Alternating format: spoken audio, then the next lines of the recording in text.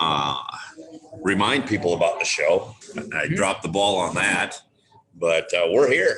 We're here. We're live, and we're back at Shenanigans. We're in the back room, doing some social distancing, and maybe get a burger or something after this. And always good food out here, and nice place out here. Appreciate them having us. I want to thank our sponsor, Riverview Insurance.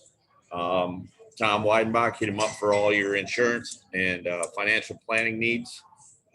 He's got a whole team over there that work together. Stop over there at offices in T. So Riverview Insurance, we thank them. We've got a lot going on, and my mind's spinning because I've been on the road all day, which is a good thing. But happy to be here with Mick Garry again. Mick, how are you doing today? Doing great, Tim. Thanks for having me again. I like this routine we have here every Monday. Get a chance to kind of review the weekend sports and deal with whatever else we got to deal with in a philosophical sense. Yeah, and we were going to have a guest today, Lance Christensen, young man from out on the Pine Ridge Indian Reservation who won a state golf tournament last year. I don't think didn't finish as high as he had hoped this year. Had not a very good first day, but he's not feeling well. He texted me and said he's got a cold, and he, just like everybody nowadays, he said, I got a cold. It's not COVID, hopefully Lance will feel better in the next week or two. We'll get him on and hear his story because it's an amazing story. It is an amazing story, and I think a national story in a lot of ways. But I'm really looking forward to talking to him. I mean, I love talking to people who are good at golf, but beyond that, this is pretty cool. Yeah, and we'll get into more of his story. But like I said, I don't know. I think he's one of two or three Native Americans that have won the state golf tournament. So very small list, and drives, I want to say 45 minutes to get to a golf course. Just again, we'll get into it with him. It's just an amazing story. And Lance, feel better, and we'll get you on in a couple of weeks. I know if you watched him hit that golf ball like in that long drive contest, you could see that's a beautiful swing, and the club head speed is wicked. Yeah. Absolutely. Well, it's got to be I think there was 367 or 357 that he hit that drive. And like we said last week, won that long drive contest, with the top amateurs, young kids in the country, really. So a lot of them going to, the biggest of D1 golf schools that were there competing in that. So again, we'll look forward to having Lance on here and talking to him, getting to know him a little bit more as we go. Want to tell you quickly about a fundraiser going on. Obviously, always a fundraiser going on, right, Mick? I always got something going on. So God bless you for it. The OG basketball team is doing a free throw fundraiser. So they're going around and asking people either for a flat donation or to donate so much per free throw they make out of 100. And the money is going to two different things. One, it's going to gifts for needy children in southeastern South Dakota and out on the Lower Brule Indian Reservation. So, half of it's going towards higher power sports to help others. And the other half is an awesome story. And I'll tell you a little bit about it. And then another guest that we got to have is Alex Roby and his wife. They are adopting a little girl, and they know her. She's from India, and so they've got this match. Again, I'm not using the correct terms, but they've got the match, and they know her name means ray of light, and she's a special needs girl. She birth defect or something. Again, we'll have Alex on is missing part of her leg, all this stuff. But so they're adopting this little girl. They know where she is, but with COVID and, obviously an international adoption, it just takes time and a lot of money. So half of the money raised will go towards that as well. A little bit more about, again, that I know is that they may have to go over and be in India for maybe up to a month and maybe multiple times, so you can imagine, like I told our guys, the O'Gorman guys, I said, it's not like going to North Dakota for a month, it's going to cost them some money, and we can help them, try to help them out the best we can. So we got to put that on our list. Definitely. And hearing Coach Roby talk about it, I was in awe of this gesture here and their commitment to taking care of this, and willing to take on the sacrifices involved in bringing this to fruition. I couldn't believe it. Yeah, it's an amazing story and Alex and his wife Morgan are just really the nicest people you'll ever meet, and they have 2 young kids of their own right now, and to do this for another child is pretty impressive. So if you want to help out with that fundraiser, let me know. You can do it 2 ways. You can flat donation, $25, $50, $100, whatever you want. And again, half will go to Higher Power Sports, helping needy kids with Christmas, and the other half will go to help the Roby family, Alex and Morgan, with their adoption expenses. So you can either do a flat fee, or if you want to donate per free throw, what we've done, a couple people have said, I want to do the free throw donation, and one said 50 cents per free throw made. Another couple of them said $1 per free throw, and they're not using a O'Gorman basketball player. They're using Coach Derek Roby. So he's got to shoot 100 free throws, and they'll pledge $100 or $1 for each free throw you make. And if you know Coach Roby, he always says was a 20-20 player at Mitchell. He didn't get in the game unless they were up 20 or down 20. So, I don't know what his free throw. I know he's got a bad back, a bad neck.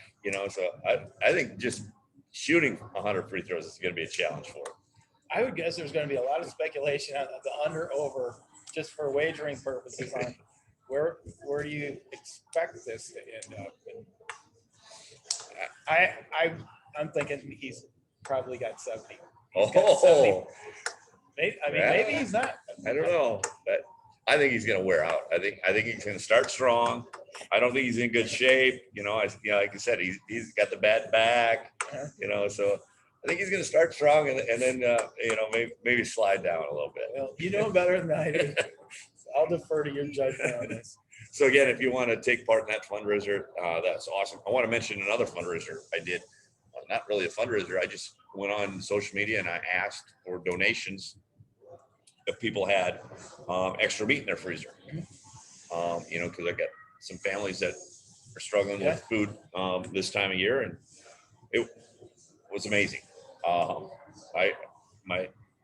parents' freezer and my freezer are both full of stuff to take to these people. A group of guys in Mitchell, Brad Martin went around and to all his buddies and said, hey, what do you got? I'm taking this to Higher Power Sports, and they're going to distribute it. And they got this big, almost the whole back of the van was full. And, people down in Bonhomme County, and some people in Sioux Falls too. So that was a huge success. And the hard part about that is, that those kids and parents, they need that food. And once I give it to, obviously, so we're probably going to have to do this again in a couple months. So if you're ever looking at cleaning some freezer space out, let me know. There's place for that as well. Good deal. So Mick, Sanford Health News, what's going on with you?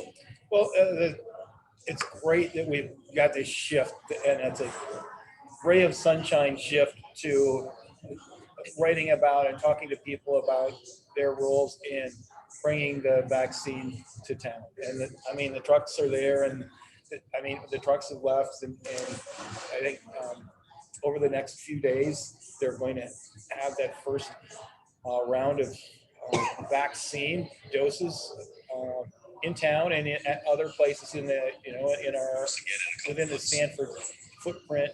And it's, it's just a start, and you get 2 doses, and one's 21 days after the other. So it's not like tomorrow. Life is different for people, but it's definitely a shift.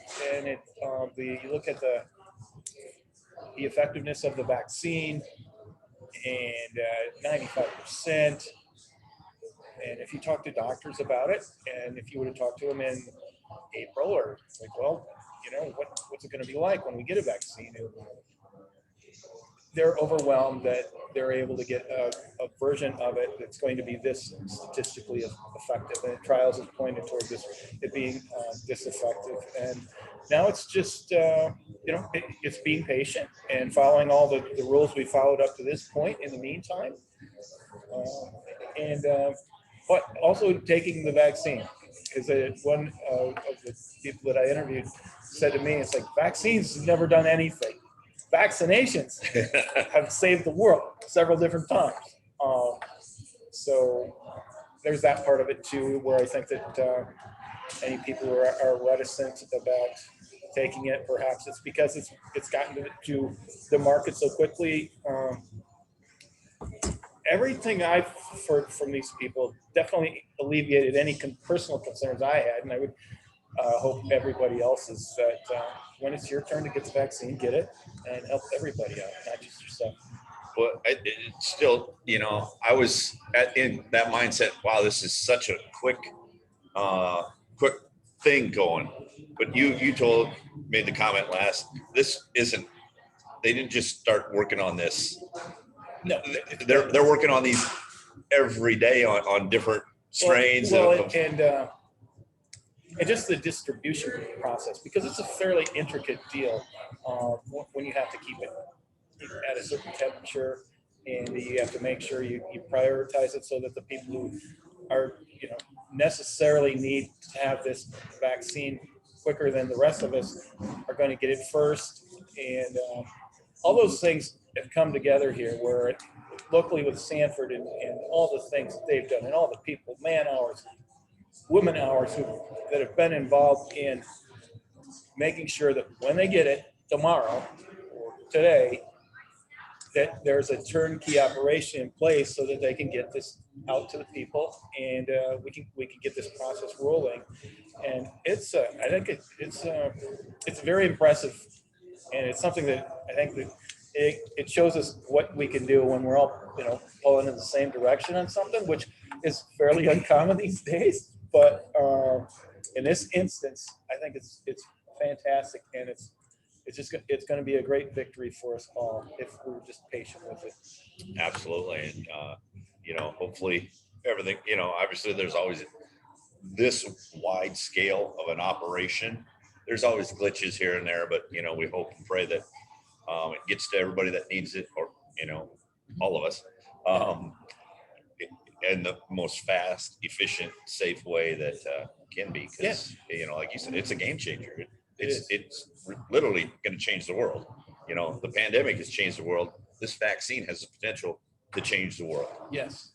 Hopefully we can go back and we can take some of the lessons we've learned about cooperation and all these other things. I mean, as much as we've given up a billion different things, there's a billion different reasons to think that we could come out of this and be better people, be a better town, be a better hospital, all these different things. Yeah. And, I'm not going to do any of the heavy lifting on any of those things. Some of my colleagues at Stanford are going to have an instrumental role in all of that. But it is, I think when you do a deep dive on this and you look at what's happening now, it's an inspiring story in its own way. Absolutely. So let's roll into some sports. Okay. A lot going on in the world of sports. This past weekend they had the Dakota Showcase, I think it was called, out at the Pentagon, where the University of South Dakota State, North Dakota State, and the University of North Dakota all played each other. Did you get a chance to, see any of those games Watched a on little TV? bit. Watched a little bit on TV. Didn't get a chance to watch a ton of it, but it really kind of it promises that we're going to see some good games this year once you have these things happen in the context of a conference season. And again, it's not going to be a conference season like we know them. Nothing's the same. But it was great that they got an opportunity to play. Yeah. And I think this year, especially, it's like, what do you got? Yeah. Oh, that sounds pretty good. And so that part of it was great. And as far as, the teams involved, some very entertaining games and no clear, okay, well, this team is head and shoulders above everybody else. We didn't see that. And maybe that'll happen as the year goes along, but it didn't happen this weekend, that's for sure. Yeah, and on the same side of that, there was no team that was way down, because there's a couple teams there that hadn't won many games. Yeah. The University of South Dakota and North Dakota State hadn't won many games.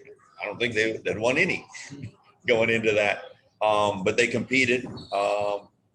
And all those games were really good games and close games. So, like you said, it's going to be real competitive once that conference season rolls in. Yeah. No, it was fun. Definitely fun. Good thing to have. Good thing for somebody to take the initiative to kind of organize that and go, okay, well, you're missing this, but we can do this for you. I thought it was really cool. Yeah, and those games, even though they were played against conference opponents, don't count in the conference.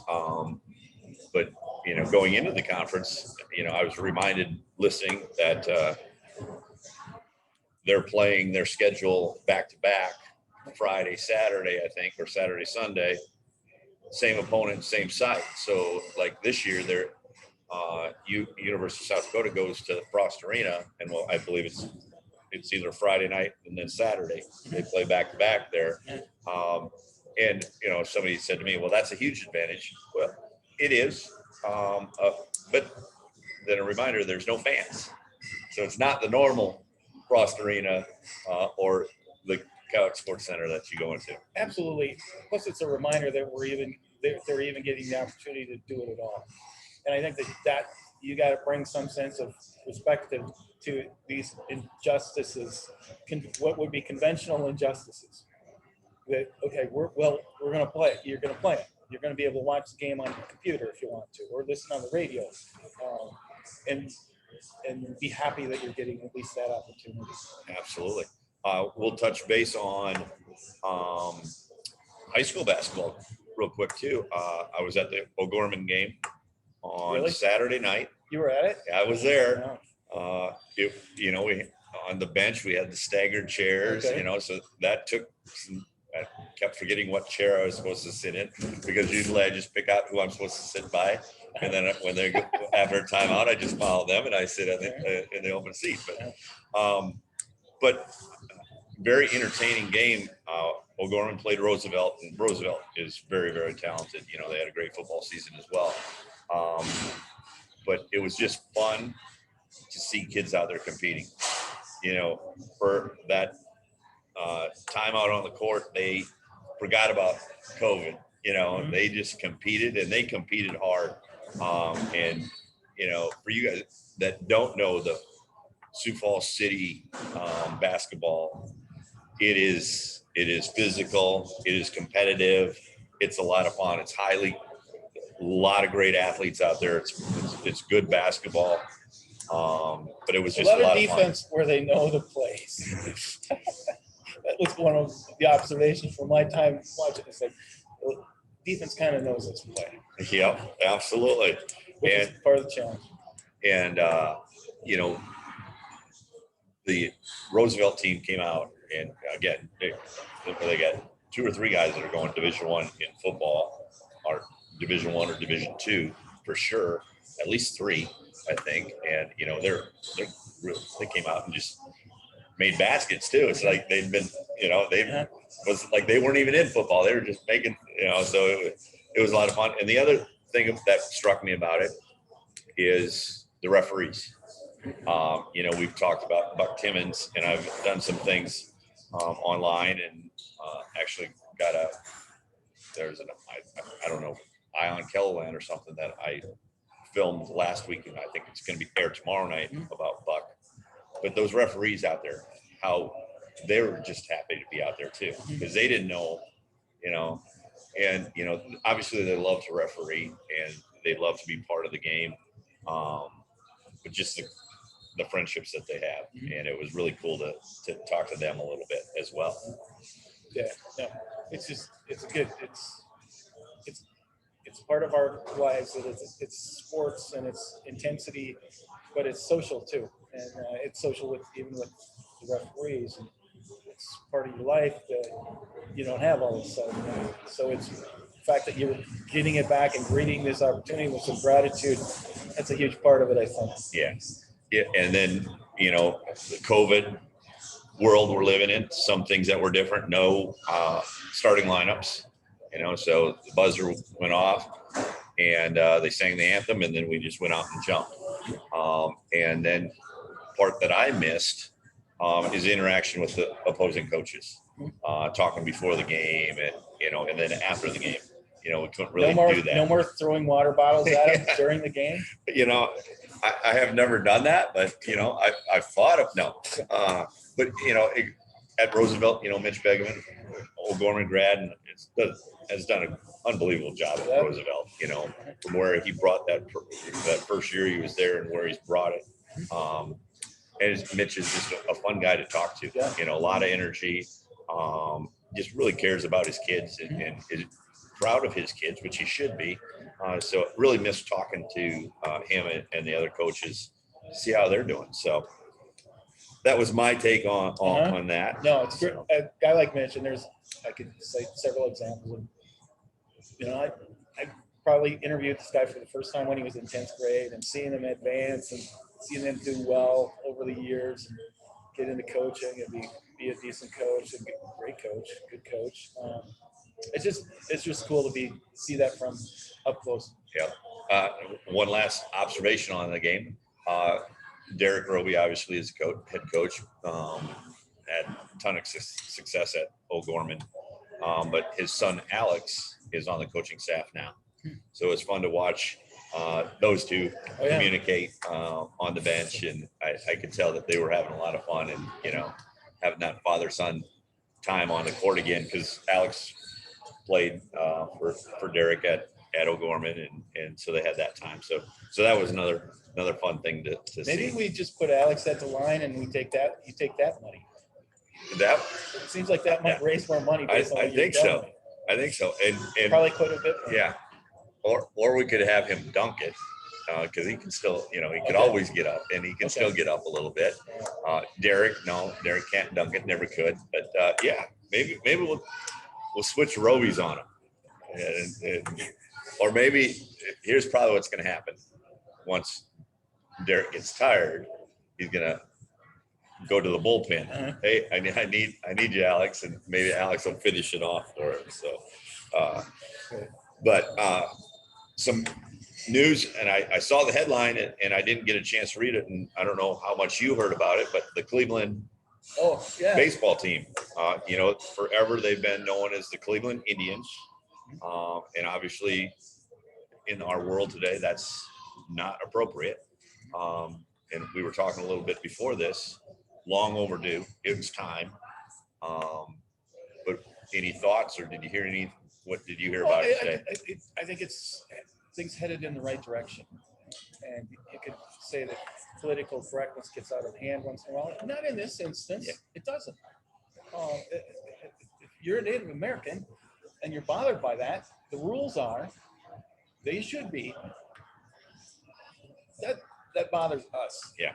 And it's time to make a change. And I know that tradition is a big deal, and you got this thing, you know, and there's probably a lot of people there's Native Americans like it.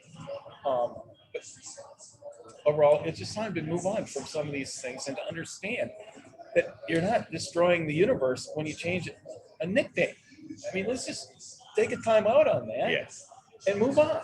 And this is a persistent problem, persistent issue for a long time in a lot of places. It has been since I started following sports.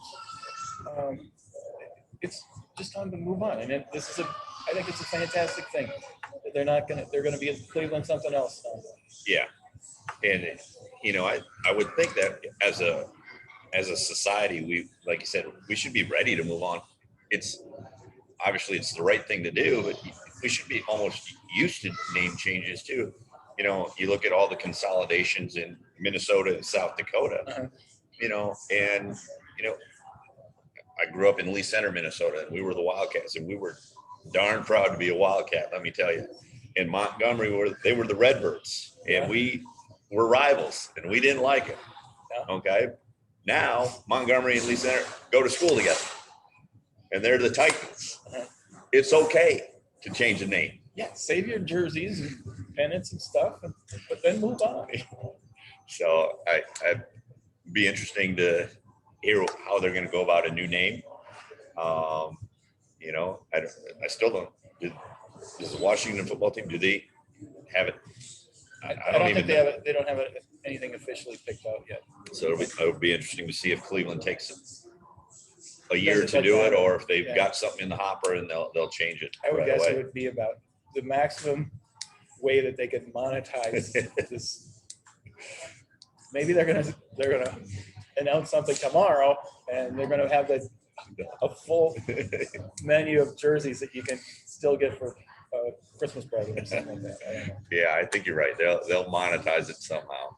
Yeah, and but again, it was time. It was time, and happy that Cleveland is doing that.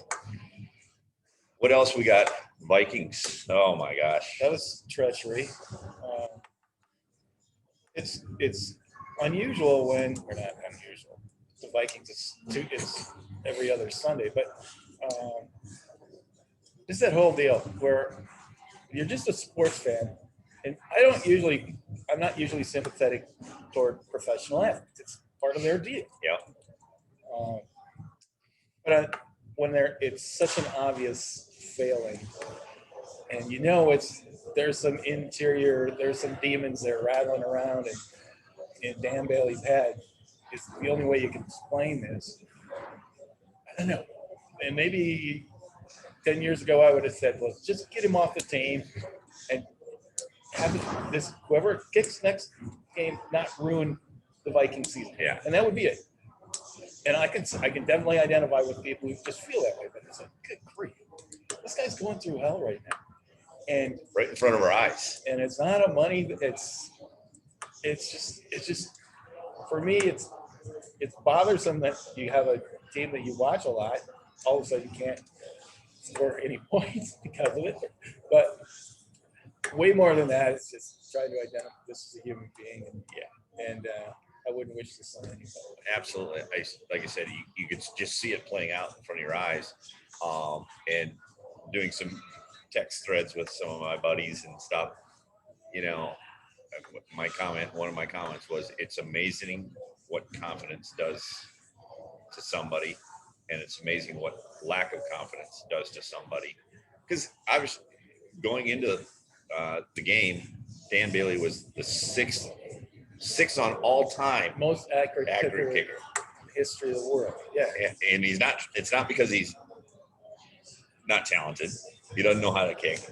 It's all. Obviously, there's some mechanics that maybe he's struggling with, but the majority of it is just mental. And all of a sudden, there's this little wrinkle in the route from setting up, kicking, and doing what you've always done. All of a sudden, there's a little glitch in there. And I don't know, man. That's overwhelming. And if he was a pitcher, you would have taken him out of the game. He's the kicker. You can't change it at halftime. No. You can change your, maybe not kick as many field goals or, things like that, go for it a little bit more, but you're out there and you got to fight through it. I liken it to a golfer, that's struggling. Well, if you struggle on the first 3 holes and you're out of the tournament, you don't just walk off the course. You got to finish it out. You got to keep going. And or the other one is there's a selection of baseball players, very good ones. All of a sudden, they couldn't throw the ball anymore. And I think that's also kind of similar, where all of a sudden it's like there's a little instant of exasperation in how you do things, and all of a sudden you can't do it. Yeah, It's fascinating, but troubling, and I feel terrible for the people who have to go through stuff like that. yeah. And I was just thinking about Coach Roby shooting free throws. I hope he's not in a mental block when he shoots them, because we're going to raise some money for some needy kids and for an adoption here. Yeah. So Coach Roby, if you're watching, get that mental game strong. Well, because he's volunteered it before practice, get his rebounds, get him 25 or so to warm up. Oh yeah, he's not rebounding. He's not rebounding anything. If there's the only thing he's going to do is shoot the ball, and I think that's the way he played in high school too. Just shoot the ball, rebound, and then defense, leave that up to somebody else. Yeah. And so I'm sure I'll be the one to take care of that for him. Somebody else is a little more dedicated. So anything coming up this week that the one thing that I wanted to mention is a huge game at the Pentagon coming up. Gonzaga and Iowa. I think, is it 1 and 3? 1 and 3 right in the now. country. Yeah. The only way, I was talking to Terry Vanderbeck today, is our Stanford marketing sports complex. And well, the only way you could get it better is if one person with one ranking, one higher. So it's cool. And to a certain extent, everything the circumstances got to conspire to make a 1 versus 3, and you don't have any control on that part of it. But they're two great programs, and I was up, and they have a great star player, one of the best players in the nation. So it should be fun. Yeah, absolutely. I look forward to that matchup. Obviously I was close in the Big Ten, so you follow them, and Garza's a great, big man and can score with anybody in the country. And the Gonzaga has the Suggs kid from Minneapolis. Yeah. So it's fun to see him. And what a incredibly talented guy that guy is too. Yeah, and if you look back and you'd be kind of a historian about all around great Minnesota athletes, and there are a few of them that are very impressive. You got Dave Winfield and Joe Mahler and several others, but he's there. He's at that level. Amazing athlete, that's for sure. Yeah, and it's interesting that I know everybody in Minnesota is, we can't keep the good ones at the U anymore, but interesting that he didn't go to Duke, he didn't go to North Carolina, he didn't go to Kentucky, he went to Gonzaga. Again, 20 years ago, Gonzaga was good, but now they're perennial top fives. Yeah. And it's just amazing what that program has been able to do. And you look at it and you think that, okay, this is a model for a bunch of other small Division I schools, and say, well, look at what Gonzaga's doing. And I think that's an approach that you got to take, but it's tougher to pull it off than it would be otherwise. I mean, and they're not a Big East level great tradition type school, certainly over the last 20 years there. Yep. But so it's unique. It's a one-of-a-kind situation, one-of-a-kind program right now. It's kind of fun to watch the way they've been able to maintain it. Just you can get a couple good, catch lightning in a bottle and all of a sudden have a couple of, lottery picks on your team, and maybe one of them just went there because it was something he wanted to do, but then you got another guy, whatever, that kind of deal. But they do it every year. They have a very solid top 10 team. Absolutely. So, all right, Mick, what anything else you want to cover before we sign off here for tonight? This was fun again. We've had guests the last couple of times. It was fun just to get to talk with you and get caught up. Absolutely. And I look forward to it, even though we didn't have a guest this week. But let's start getting them again. Yeah. This will get old after a while. Absolutely. No, it's great stuff. Yeah. So again, if you want to contribute to the fundraiser that helps Higher Power Sports get gifts to area kids, and half goes to that, and then half goes to Alex Roby and his wife Morgan, as they're adopting a young lady from I think she's 17 months old, from India. And again, we got to get them on to share their story, because, you know, so we're trying to help them out with some expenses that they'll have, and make it a little easier transition for them and that little girl. So we appreciate the time. We appreciate Riverview Insurance. We appreciate Shenanigans having us again today. And Mick, as always, I appreciate you and your insight again tonight. Great stuff.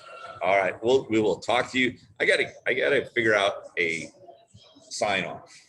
You know, I always think of something, and then when I go to hit this button here, I gotta have something strong. So I think we send me go back. some. We go back and look at some old AWA footage and see what we can pick up from our, you know, some of those fellas. We got to have a conversation about that. Sunday morning wrestling in Minnesota. Yeah. Oh my gosh, absolutely. All right, so we will see you later.